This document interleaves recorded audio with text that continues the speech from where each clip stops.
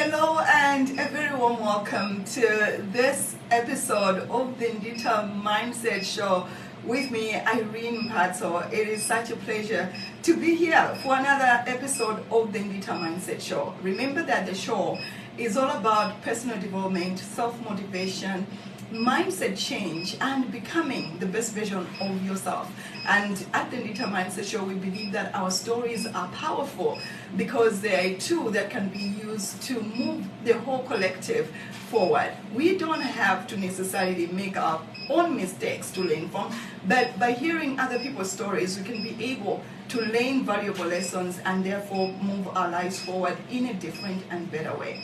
This show is brought to you by Nditha Mindset Coaching Firm, which is a personal development company that aims to empower women by enhancing their life, by giving them life-enhancing skills that help them to be the best version of themselves in their businesses, in their careers, as well as in their life. And if you need coaching, give us a call and we'll be able to assist you. I am so excited about this week's show. I am so excited because I believe that we have all in one way or another gone through change, and sometimes we struggle to cope with the change. And today we want to talk to a woman that has had to pivot in her own life, and we're going to be talking about all things embracing change very quickly. So I hope that you stay there and you join me.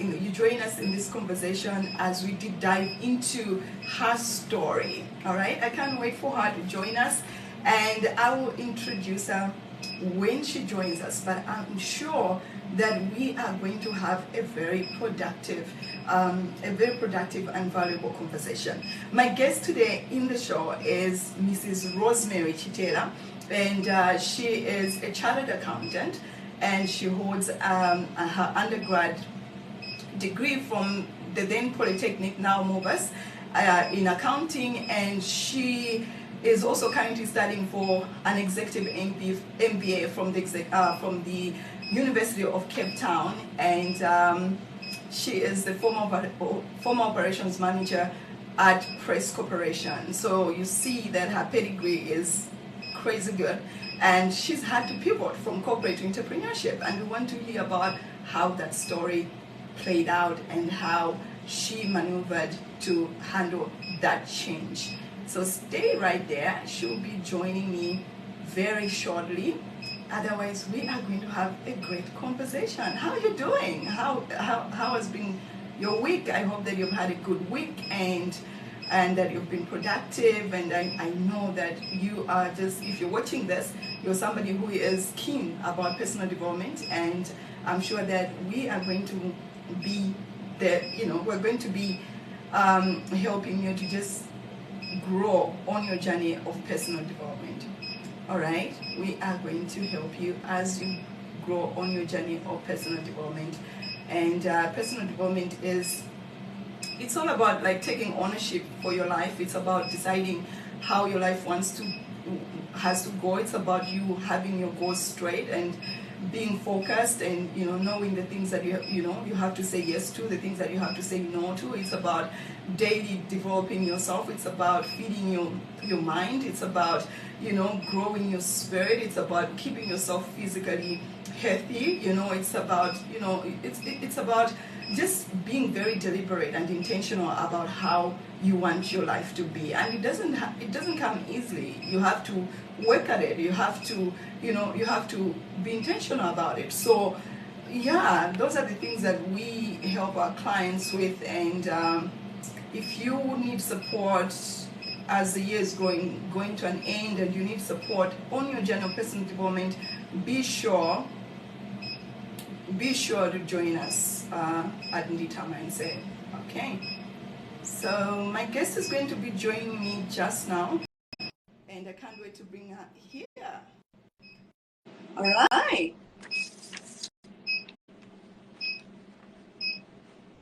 I hope that you can hear me correct. You can hear me loud and clear, and that you can see us. Give us your comments. Give us comments as we do the show. And yeah, welcome, Rose. Thank you. I'm glad and happy to be here. Thank you so much for joining in. And I've already done the intros. It's so good to have you on the show. And let's get into it. For those people that don't know you, they've never heard of you, tell us a little bit about yourself. Thank you. I'm married to George Chitera, and I've got 3 amazing kids, boys, toddlers. They're saying they're not toddlers anymore, but their behavior is still the same.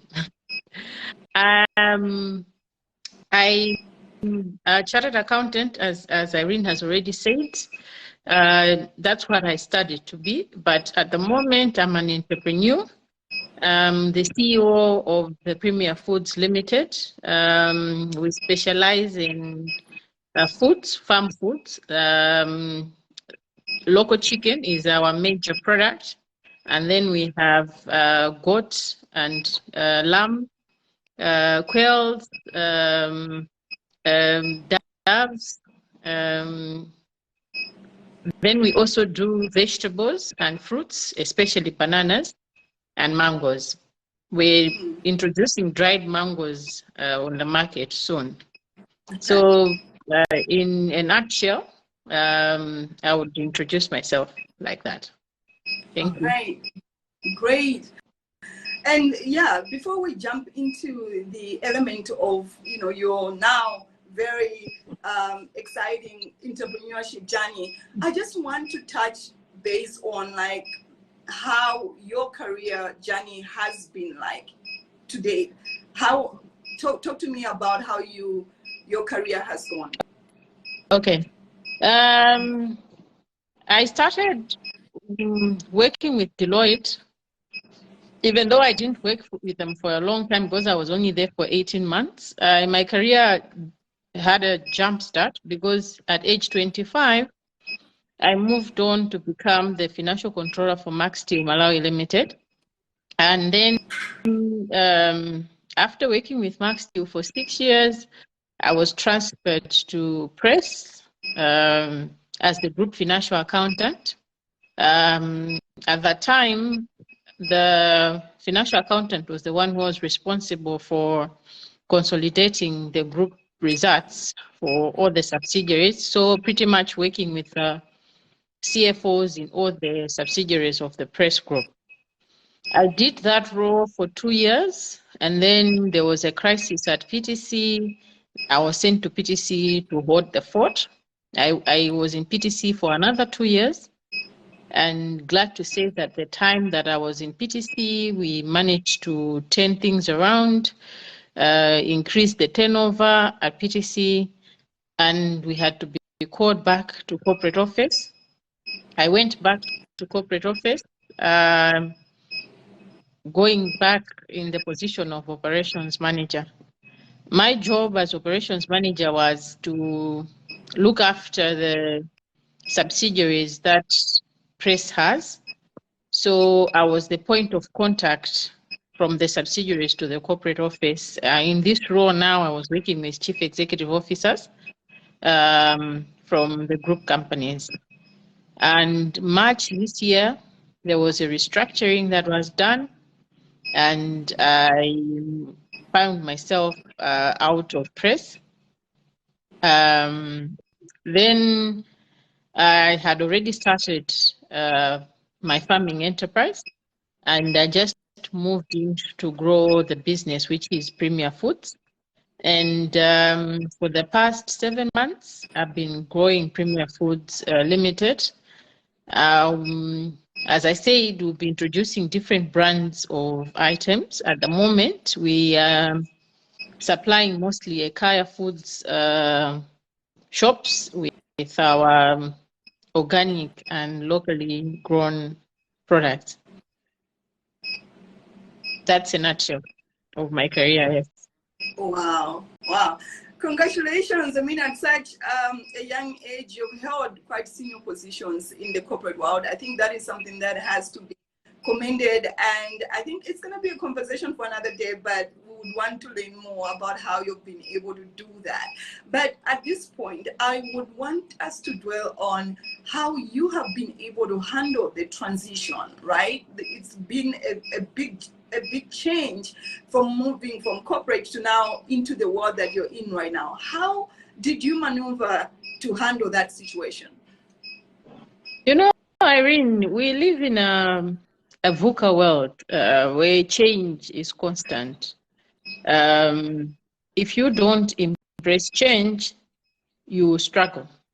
I know the change was it was expected because we had been told, so we knew that the restructuring was going to happen.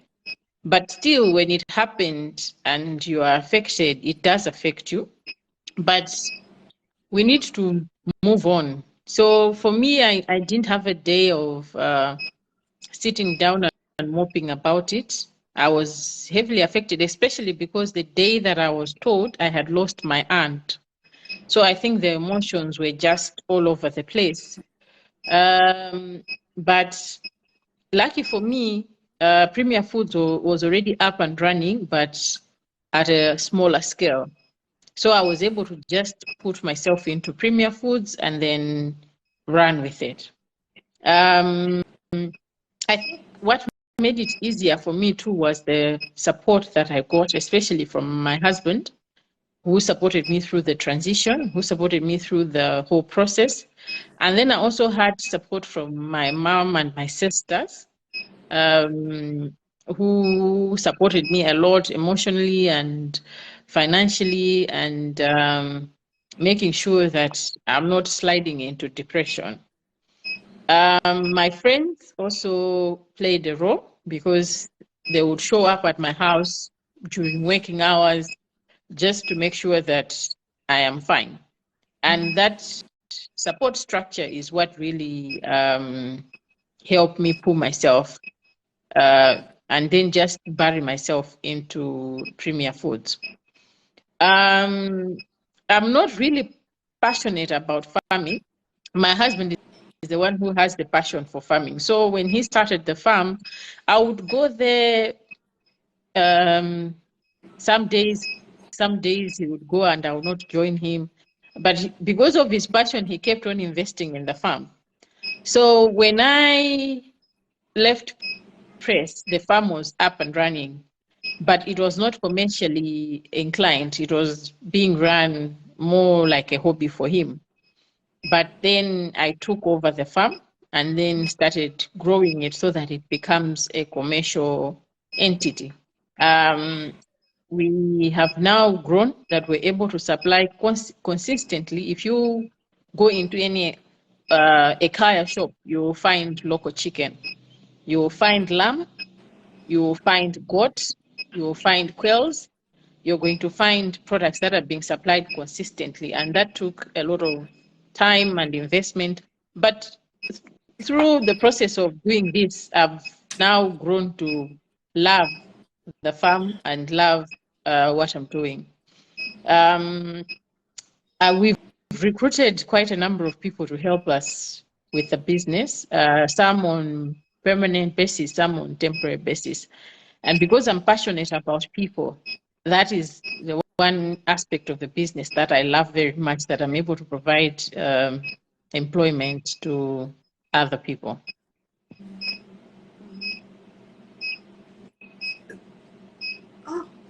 All right. So I hope that so far you are enjoying the show, and also you're learning a thing or two right now. I know that we have just lost Rose, but she's going to be joining us. She's going to be coming back very shortly. So yeah, I can't wait to have her back. But otherwise, we're learning that change is the only constant, right? And we might as well be people that embrace change, and we sometimes actually have to look forward to change and have strategies in place on how we're going to handle change when it comes. And also just the element of, you know, how being people that support each other. For example, you might not be the one who is going through the change, but if you're in your life, you've got somebody, a colleague, a friend who is going through a big change in their life. You want to be the type of person that is there for them, that you go out of your way to support them, not merely sending them WhatsApps or messages, but actually taking the time out to visit them so that you check on them, and you don't want to see your friend getting in a space where they're depressed and they feel like life has come to an end. Because sometimes when change happens and you resist it, it's so easy to go into a rabbit hole and feel like that's the end of it. You can't do anything about it. But you have to remember that you are the common denominator in your life, and that you are so powerful that you can actually pivot in your life, and you can start anew, and you can, bury yourself or get yourself in new projects, and you can find your feet again even after a loss of a job. I hope that Rose is going to be joining us shortly again. Yeah, so she's coming back. So just stand by there. You're back. Sorry, I just went off. Yeah. I noted. Okay. In case I go off, stay on there, because I think something is happening on my phone, but I'm going to be back. But otherwise, I was just recapping what you were saying, and we're talking about the importance of the support that we need from the people that surround us when change has happened in our lives. What can you say to that? Let's say if there's somebody who is going through something similar to what you have gone through, a loss of a job, how should they handle it? Okay, so she's gone again. Let's see. All right, guys, we're going to be back shortly. Stay on, be on standby. We'll be back shortly. All right.